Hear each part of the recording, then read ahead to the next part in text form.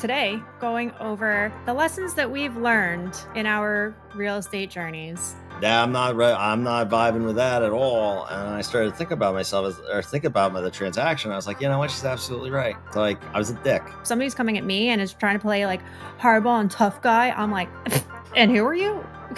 Every single business has those types of things where, yeah, you hire too many employees. You have to scale back. I have Taxes. to run my finances like a business, and I hate that. I hate that. And I think we could probably spend the rest of the day talking about all the lessons we learned. But hey, I mean, shoot, I went to college for psychology and I went to college for business. Talk about a perfect match made in heaven. That's right.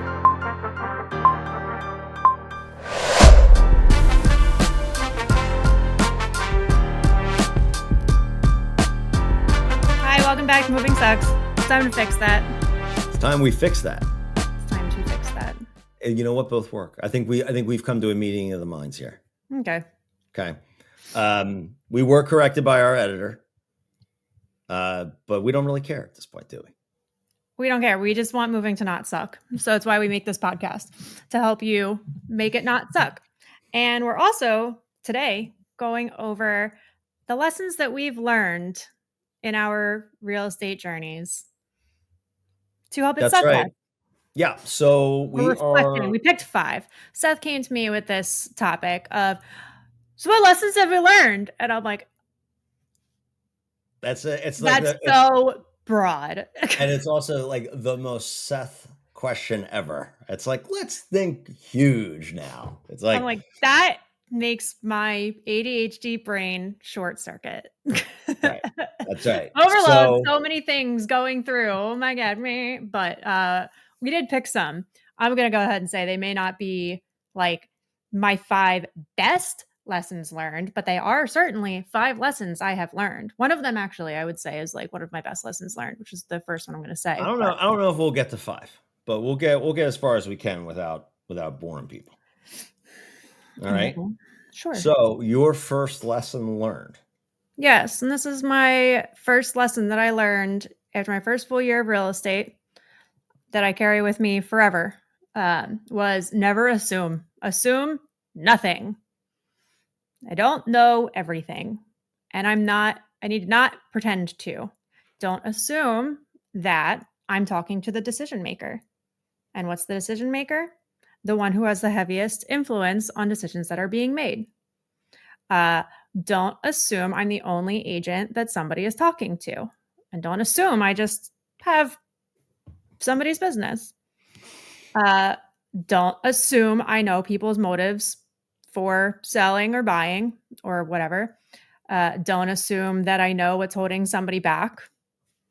And just ask questions and assume nothing. Okay. Yeah, I think that's right. When you first get in the business, I think that there's a lot of, I think the first assumption people make is when you get licensed, people are just going to come out of the woodwork and be like, oh, I've been waiting all my life for Jen and Usky to get licensed so I can have all my real estate. All my real estate dreams are going to come true now. It's like, oh, and I'm going to tell all my friends. You know what? I might run out of billboards so that everybody knows, so I can help Jen further her real estate career.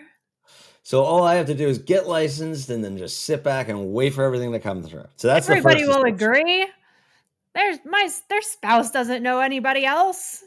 Nope. They don't have any other realtors in their phone. They've never met another realtor. That's the only realtor they know is Jen. So just even the assumption that, oh, well, so-and-so down the street's not going to move. No need to reach out to me. Hey, listen. That's a big one for you, man. I swear to God, one more for sale sign goes up in your neighborhood. And I'm like, I don't know why. Like, why isn't she just sending mailers or going door knocking? Like, because you know what happens? A house 3 houses down goes up for sale, and nobody knows. I hope nobody knows where I live, because then it's calling somebody out. But then you look up the listing and you see how hackassery it is, and you say, "Oh my God, I would never do this person a disservice. I feel bad for the person selling this house that they have to deal with this person, but they could have done with me." But here I am assuming that they're not going to sell, even though I should have known 3 years ago when the house caught on fire. I gotta check to see if that actually made it into the disclosure. The first question I had was, I wonder if they're gonna say that I caught fire 3 years ago because I remember fire trucks lining up in flames bellowing out of the back of that house. Yeah, but But I would have also, known that, but it's okay because I assumed that they weren't gonna move. but you also lost that other that woman listed the stucco house. You just assumed she'd call you when it was ready to sell. No, I No. didn't necessarily assume she would call me. That So was that is a more big thing. The assumption that clients are paying more attention to realtors or that they'll remembering you. remember or that I'll stay top of mind when I'm not checking in regularly. Yeah, so that's a big one. That was listed by a family member though, so it made me feel a little bit better.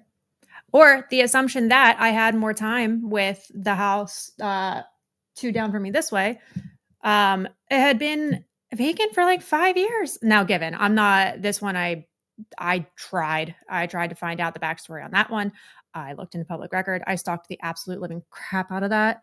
Whoever did get that listing, I'd love to know how they did actually. But Right? A I lot of tried on that times, one. if there's an estate, the estate attorney, I think it was a divorce. a divorce attorney. But neither person was living there. I don't know, like I found where each was living, but one wasn't nearby, and then there was conflict.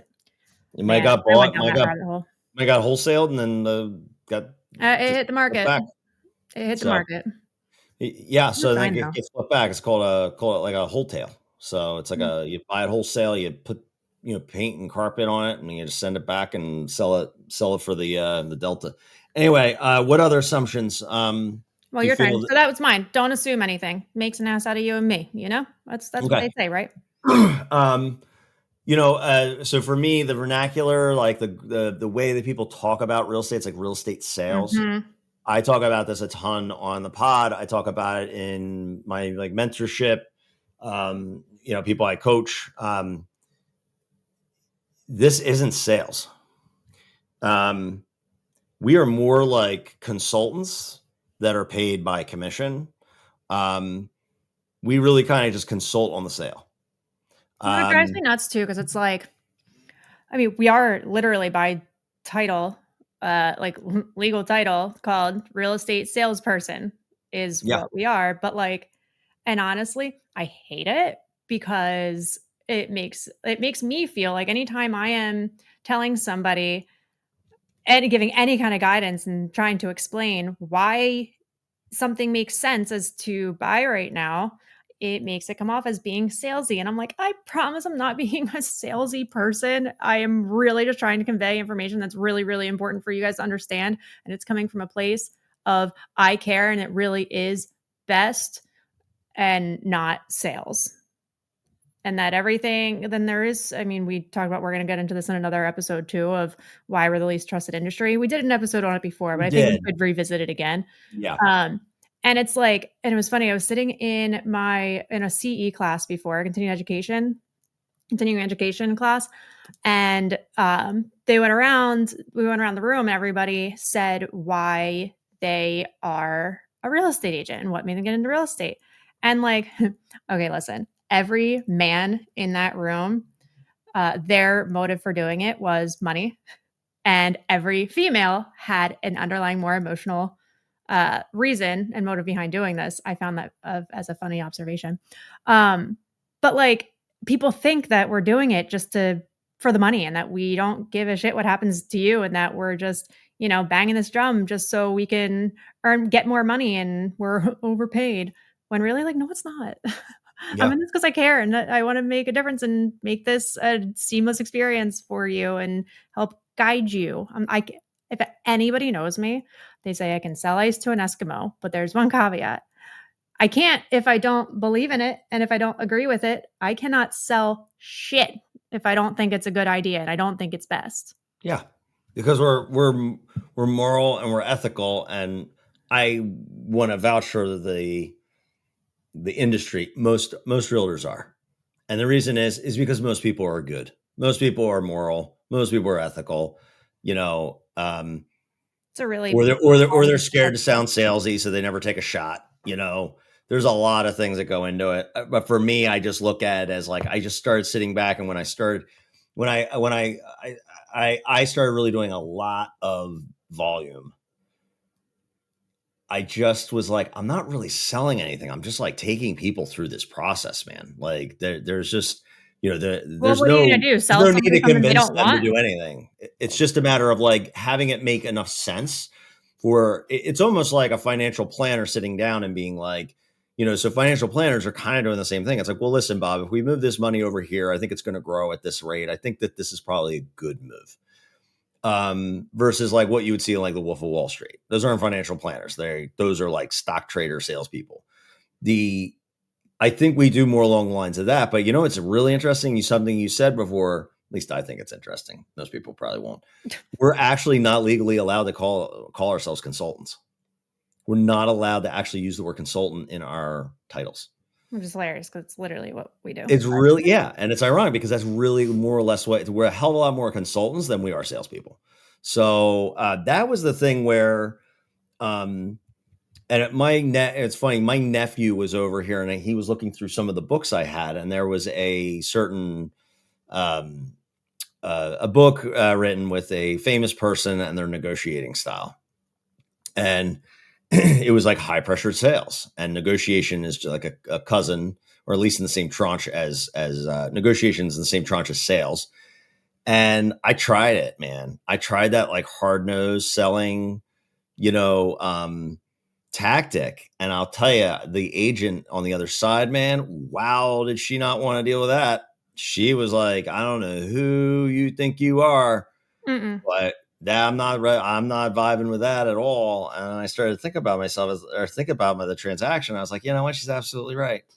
It's like I was a dick, or I was being But this is all unreasonable. a collaborative. This is a collaborative industry, Yeah. a relationship-based industry, Yeah. from relationship with clients to relationships with other agents and Yeah. relationships with just everybody who's involved, and like making it everybody has to deal with each other and making it a pleasant experience and not Yeah. making it more stressful than it needs to. And if somebody's coming at me and is trying to play like hardball and tough guy, I'm like, Yeah. and who are you? That's right. Well, especially if you're on the listing side, it's easier. So, uh, You know, no, but like there are times though when you need to like like what I call like the micro sales. So what I always tell people is when you get in, I'm like, listen, my job is to facilitate the sale of this house, or is to facilitate your purchase. What I'm going to do every step away from now, and this is the first meeting, what I said, from now until settlement and beyond, I am going to give you situations, give you pros and cons, and then you make the final call. But the fact is that if you present it right and you actually know what the hell you're talking about, the seller is going to go the way you want them to go. And it's not because it's like, well, I want them to do something that's against their best interest so I can get a commission. It's like, no, like based on my experience and all the experience of my clients, this is probably where you want to go. But you have to, in good faith, give them the options, which is not sales. That is really a consultant. That is like more of a consultancy there. You're just literally saying, like, here are your options. This is the experience I have and the things that my clients have done in the past. To choose your own adventure. I don't know if you had those books when you were growing up, where you open it up and you could choose your own adventure, and it would say skip to page 14 and then skip to the. And so it was like, so you could read a book and it would be different, 14 different ways. It's kind of that way where it's like, you just kind of open up the options. You just go through pros and cons. They make the final decision. I think that's kind of as close as we get to selling. But you can't stand at an open house and like sell a house. Like someone, I mean, you can, but somebody's it's gonna just like it or too they're big. not gonna like it. And I'm Yeah, but like, if it's too big and slow, I mean, it's like, yeah, either someone's gonna like it or not. Now, if it's a matter of like an and to 80 be per honest, listen, if you need to sell, like, it's okay, if you're coming from a point of you're in an open house and you're running an open house, if you have to sell somebody on the house and like sell them on it, where they had hesitation and now they say, okay, and they didn't, gut reactions, man, gut reactions say a lot. And you sold them on it, they leave, then they decide to put in an offer because they were sold on it when really their gut reaction was like not initially sold on it themselves. You act like, you just think that they're not gonna try to find ways out of that yeah, it's down too the line, slow. and they're not gonna go back to their guttural reaction of like, "Wait a second, I knew there was a reason I didn't want this," and then they're just gonna make everything far more difficult. I'm not selling anybody on something they don't want. It's too slow. There's too many ways for people to get out of it. You're absolutely right. Even like once you sign a contract, like you still have to place deposit, and even then, if you have inspections, you can still get out of it.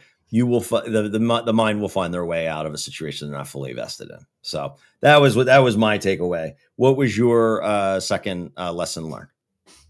I said it earlier. Can you just remind me? You wrote it down. What did I say? Because, like I said, my fritzed brain has so many directions this can go. So I'm taking notes now for you. Oh, well, there is. I mean, you are. Yeah, I watched you do it. There is the lessons learned. What I learned was the attire for showings or going into any house is not a like pants, suit, heels, fancy schmancy, anything. No, it's t-shirt, sneakers, things to be very active and agile in. Yes. We are not what you see on social media walking into these luxury homes. Chances are I'm going through wet basements, dirt floors, muddy yards, dodging dog shit, Yeah. and God knows what. Yeah. And it was definitely an open mind of, oh, That's yeah, what this is. Yeah. far more casually dressed than what Well, others may think. I used to wear a tie. I used to wear a button down every day, and then I went to just a button down. Now I'm like in a hoodie, and I think that just comes from authority too. I don't care who I mean, listen, if I'm going to like a nice property, like our partner Renee and I went out to like a $2.5 million property. Yeah, I'll get dressed up and do my song and dance for those Well, there's people. also first impressions and like, I mean, obviously it's funny, our one past client, now friend, Jenna. I first met her and I was, just the realtor part. It took like 2 showings and it just gets more and more and more and casual Yeah, until ultimately end up in a hoodie and some, hey. yeah. No, I'm literally in like a jeans, a hoodie, and sneakers. But also, when you first got when you first got into first joined the team, there was a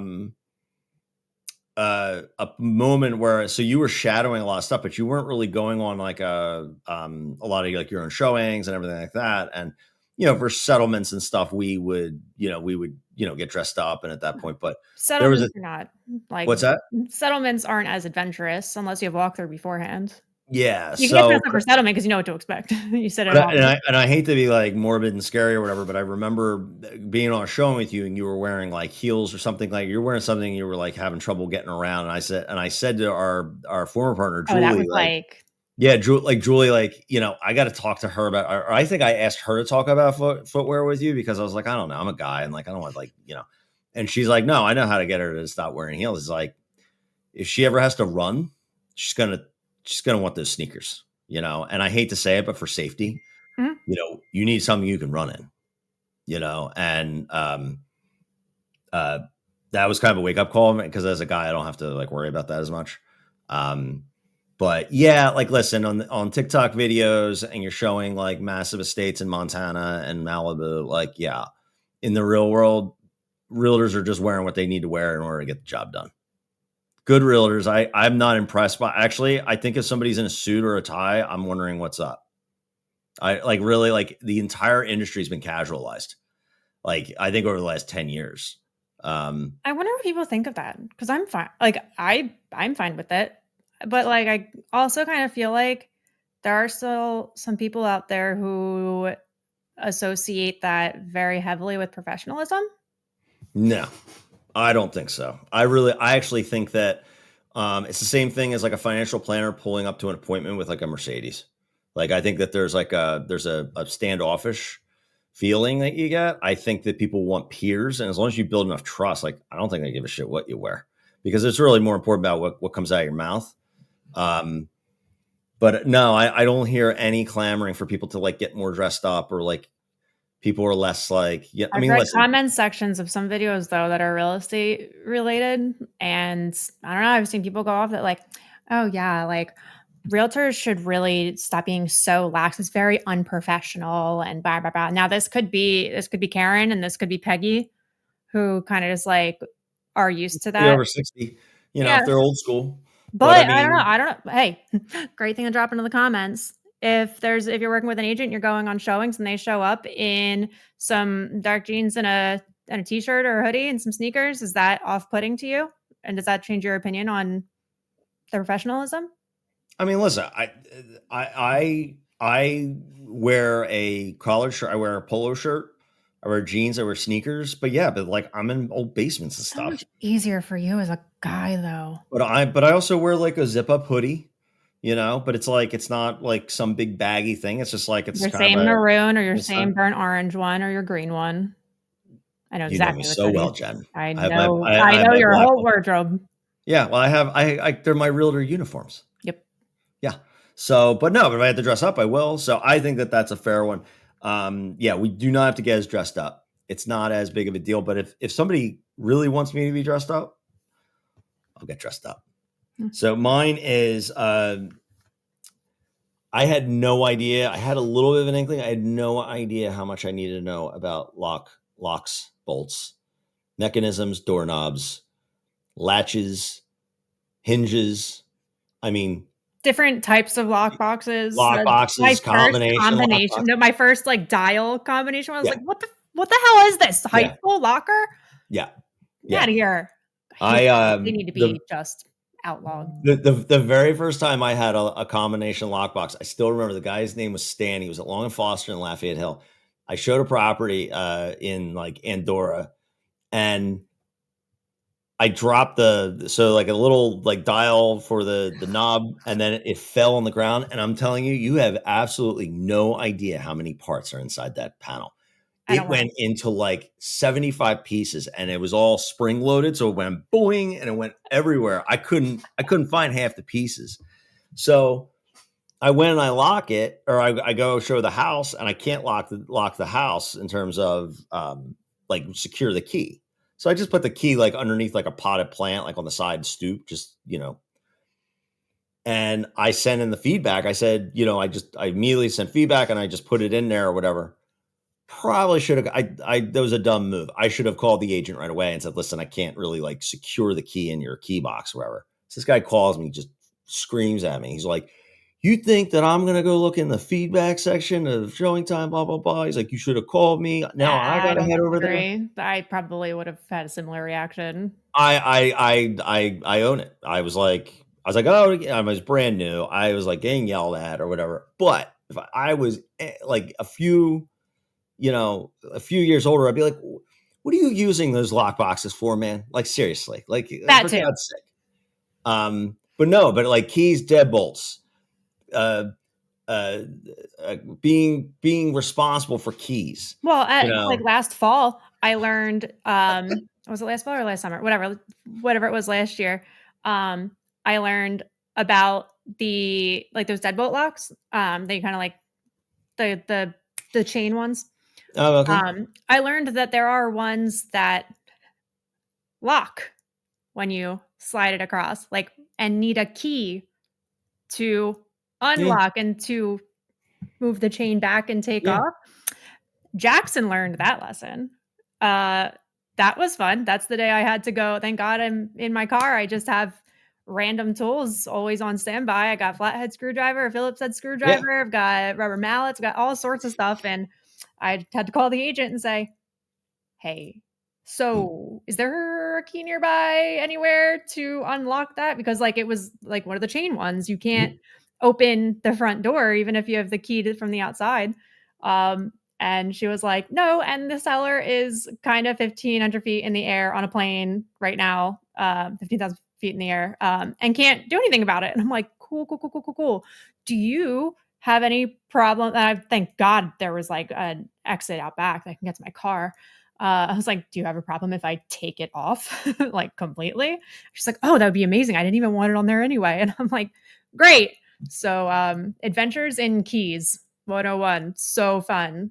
And then you have the ones that one of my first listings, I'm trying to get in the house and, like, bring my investor through, and I'm trying to unlock the door, and I can't do it, and he was like, "They don't teach you how to unlock doors in real estate school?" I was like, "Nah, shut up." Yeah. They Ended up don't. being one of No. those ones where you have to put the key in, turn it, hold it there to open Yeah, and your. then like to press the not, the latch. Yeah, it's not great. But I also I never had a problem opening anything. It's just like they really should just like take a day and just say, hey, this is, just have like a whole set of locks on a wall and like do a speed thing. I don't know. In real estate school, I think it could help us. I think Uh, there are many other things they need to go over in real estate you, school you that brought up another a good lesson. I'm just gonna entree it in I for you, think I but know like what it is because I remembered it as I was talking about my last one. More uh people are ready to buy. no, I think a better one is how much misinformation goes around in this industry. They go hand in hand with what I was saying. Yeah. Very facts. Lots of misinformation going around, a lot of well-intentioned misinformation, a lot of advice being given based off of their other people's experiences, but this whole just process is so individualized and just a case by case situation, and everybody's finances are different. There's too many things that are so specific to an individual that information that's being well intended and given is not necessarily accurate. Then there's also just not qualified information going around. My favorite being 20% down. You don't need 20% down. Oh my God. Oh Which man, is to man, if you say want to get more if you people want to are get Jen qualified than they think because they're not getting the right information. if you want to get Jen going, man, you just say, I can't buy a house because I need 20% down. I'll make it my life's mission for people to understand that that's not the It's a case. good We get mission because like, it's just one of those just will not die. well, because I made a reel about this. How my friends, did I make a reel about this? Yeah, I think so. How my friend's house was my friend's parents' house was Yeah, they bought bought for like for. 145, just sold for Yeah. 500. It was Yeah. bought for $165,000 back in, like, 1998, and they just sold it for $500,000. If you needed and, like, they bought it with 20% down, if they were saying, like, "Oh, well, you need 20% down to buy a house," and that's all, my friend thought, they would need $100,000 for a down payment just to buy the same house. Like, it's just the life is Yeah. very different now. The times we're living in are very different now, and lending has kept up with that, and programs have kept up with that to be able to make this happen and more attainable and still have people buy houses responsibly, safely, affordably. And people just don't know that, which means more people are able to buy than they think because they don't ask the questions. They don't talk to the people that they need to talk to give them for them to give the information that they need. Yeah, well, I think that it kind of goes, like you were saying, it kind of goes hand in hand with, why people don't respect realtors. I think there's a lot of realtors out there are misinformed. I mean, I talk, and not even realtors. It's not even our colleagues. It's the entire industry. Like mortgage lenders don't know what they're talking about, and I'm not saying that nobody knows what they're talking about. I'm just saying there's such a like an exuberance to go after every little morsel. It's like, oh, foreclosures are up. But it's like, yeah, but relative to like 2008, I mean, it's literally like 11% of that. It's It's more like, the clickbait headlines. yeah, it's like it's an extension of our media in general. And like realtors are so outward going and like there's so much attention. And honestly, like everybody has to live somewhere. So it's relevant to everybody. The same way like your president is still relevant to everybody, or like the United States and like a war abroad is like relevant to everybody. Housing is like one of those things. It's like everybody consumes it, everyone needs it. And it's really easy because everyone needs it. It's easy to get people scared about it. And there's an enormous profit apparatus that allows for people to just spew out shit. But like there was this infographic that I gave to the team. You guys didn't comment on it over the weekend, Yes, I but did. I didn't see your comment. I sent it to my friend. What's that? I sent it to my friend. What did you send? You sent what, to Sarah? No, to my friend I Sam. sent I sent it to. I was literally. I mean, you can say what the infographic was about, but I literally was just having a conversation the day before with a friend of mine who wants to move from Tennessee and move back to Philly for multiple reasons of things that are happening in Tennessee and doesn't really want to be a part of it anymore, but needs to finish up school. Blah blah blah. Whatever.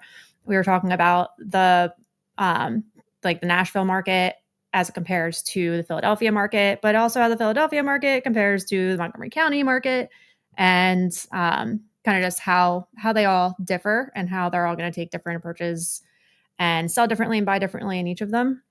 And then you just so happened to send this infographic on Saturday Mhm. that aligned with exactly what I was talking to her about of, what was it? The, different metropolitan areas and what market they are shifting into, Yeah, so there's different there's a seller's market and a buyer's market. Seller's market and a means that balanced market. yeah, and a balanced market, but their seller's market means the sellers in their driver's seat. There's less sellers and more buyers.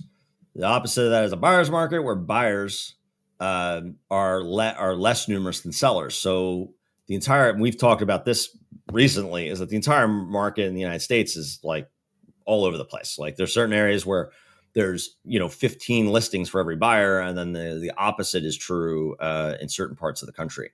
But this graphic started to show, with the whole purpose of this graphic was to show that there's a lot more metropolitan areas that are shifting back to a buyer's market, meaning like it's harder to sell your home and buyers have more options.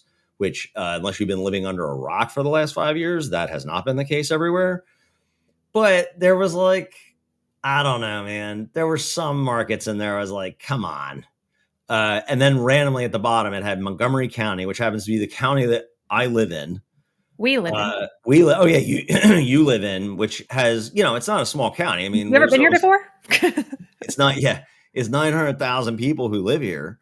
And then it was Nassau County, which is adjacent to Manhattan. So it's like, I was like, what the hell? Like they've got 80 or like 50 metro markets, everything like Tampa and Chicago and New York and Philadelphia. And then it's like, oh yeah, by the way, Montgomery County and Nassau County. And I'm like, who the hell puts this thing together? I mean, That we there are have in to sellers be, markets still, so. they are. And that was the thing, is that Montgomery County, which is the county we work in and live in, and we and do a lot of business in, it is still very much a seller's market. And that's I what it mean, said. And it also said that Philadelphia, uh, the Philadelphia County was a balanced market, which I aligned completely with what I was telling my friend about the day before. yeah, I was like, I'm not going to yes, say, because I was saying, like, we were talking about Nashville area and how, like, yeah, it's a buyer's market. It's going to be really tough to sell your house right now, and why. And then was telling her about, Montgomery County, how, like, we're so bolstered. We're a total seller's market, big yeah, time up here. I was like, Philadelphia. I was like, and I was telling them I didn't use the word balanced market. I was like, but because she's going to be looking in Philadelphia. I was like, that, I mean, you're right in the middle of the road there. I'm not saying that it's like, it's not heavy on sellers market. It's not heavy on buyers market. I was like, but you kind of got your pick of the litter, and you're going to be able to get, you're going to be able to find something, but not have to go absolutely berserk and crazy over it. yeah. No, and so listen, we've said this a million times. You just got to call your local agent. I mean, and And if if you you don't don't have one, have we'll an find agent, you one. if you don't have an agent, I actually just sent you that referral map, Jen, just for that Tennessee person. I figured they were in Nashville, but like we have referral people all over the country, and we are actually in that referral network. We are the Philadelphia team. So if anyone's watching this or listening to this and has absolutely no idea where to start, we have not only in this referral network, but it's our brokerage in general, and then just our general network. I have 3 referral deals out right now, and I have 3 inbound people coming in from out of town. So anyone who's listening wants a referral that way, that's a shameless plug that we have. And then I kind of hijacked yours, but my last one, and I will say this is, I will be very brief before we wrap up, is I did not realize how hard it would be to scale up a business, because people, I think, outside of the industry, and actually when they get started, they don't actually understand what they're getting into. They don't understand that they're actually creating like a small business, and that's why we are independent contractors. But people think, oh yeah, we join a brokerage, they're going to give me leads, they're going to give me training, and like everything's going to fall into place. But like it is, I think you posted a great reel the other day about like self-starting. Like I can just lay in bed and watch, Battlestar Galactica all day. I mean, I don't have to do shit. Yeah, Um, my whole reel was about I got up that morning, and I'm like, I don't want to go. And I yeah. didn't. I had a meeting, like just a networking meeting. I'm like, I don't have to. And talk about me being able to sell ice to an Eskimo. It goes both Oh ways. yeah. I can sell myself on convincing Anyway, myself that anything's a good idea. I can yeah. convince myself, I need this. I need to stay home. No, I didn't. No, I didn't. Like I need a rest day. I did. I had one. I had one the day before. I didn't need it. I was tired. I didn't get any sleep, and I just didn't feel like it. And honestly, one of the hardest things about this business is just knowing that like you don't have to get up. You don't have to, nobody's telling you to do anything. Yeah. But like, okay, well then your results are going to reflect that. And then I was like, what ultimately ended up getting me to get up. And I'm telling you, this was like, I had a whole grand jury going on in my head, and I had all both sides trying to defend their cases in my brain of saying, yeah, but like you could just stay home. And then I had to remind myself, yeah, but like I could also have that conversation with this person that I actually really need to have to be able to jailbreak these people. And I could be collaborating with this person to find out the follow up on that person too. I ended up realizing that by going, I was going to gain more. And I did, even though I was still really, really freaking tired. But yeah, I mean, we could just kind of twiddle our thumbs and do whatever the fuck we want all day, every day. But Yeah. then we wouldn't be good at our job. Yeah. And getting up and just knowing like what to do every day. And then for me as the team leader, like then scaling a business and like an organization. So, organization's a big word, but it really is. It's like, we have an employee now. You guys are on the team. I've got lots of leads, but like, how do we handle it all? Like, we have to hire a transactional coordinator, and I have a profit and loss, and I had to establish an LLC. And I used to have like the big team, the 8-person team. I had to let most of them go and consolidate. And like, really, every single thing that I just went through is a business. Every single business has those types of things where, yeah, you hire too many employees, you have to scale back. Lessons You've got a learned. profit and I loss. hate tax season. Yeah, like, yeah, you got I have taxes. to run my finances like a business, and I hate that. I Yeah, hate that. yeah, and but the thing is that you have to decide when you get into this business, like, hey, like, how big do I want this to get? There are people who want to grow teams that do, 100, 200, 300 million dollars in volume. You're not a real estate agent at that point at all. Like, you're a business owner, and like, I still love doing this job. And I love helping, like, the agents on the team and mentoring and coaching and helping really awesome clients. But I have no desire to like scale to the point where I'm like completely outside of the transaction. I have no idea. I'm just like looking at it, checking in on numbers, and then everyone else does everything else for me. I mean, I could do that. First of all, it's not very easy, but it's also like, I don't think that would fill me up. Like, I like the on hand, like the contact with the client. I don't want to like go and track down mortgage commitments and like, have to go to every little, like check every little box. That's what Bree's for. I don't want to have to go to every showing, because a lot of times it's a lot of them. But I think that is something that I learned. I did not realize when I got licensed, like, oh yeah, like I'm getting involved in a business, like I'm building a business here. And it didn't take me long to know that.